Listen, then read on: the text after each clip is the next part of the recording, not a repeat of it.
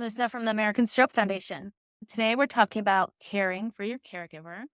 A caregiver is a person who tends to the needs or concerns of anyone with a short or long term limitation due to any injury, illness, or disability. In other words, someone who assists you with life tasks that you would otherwise be doing on your own if you didn't have a stroke. It can feel very uncomfortable or vulnerable having someone help you with personal things. This is true even if it's a family member. What are some practical tips for balancing caregiving with personal responsibilities? In an ideal world, we would have a village where we switch off. Everyone gets a day to be the primary caregiver and the rest of the days to do their personal stuff. When I say this, this is from feedback from other stroke survivors and experience as an occupational therapist. But I just want to say that everything sounds easier than it really is. And I never want to minimize the effort that it takes to implement these strategies. The goal for today is just to share that information and then problem solve together.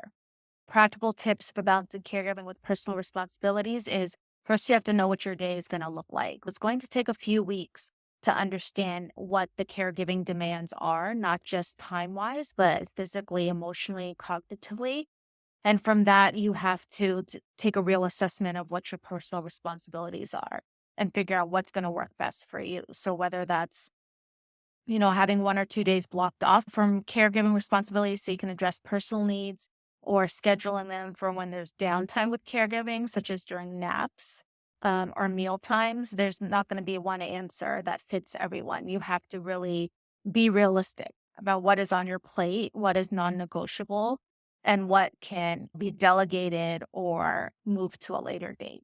We all have 24 hours and we can work through all of them, but that will catch up with us in terms of burnout. So, really making a list of the have to do's and the would be nice to do.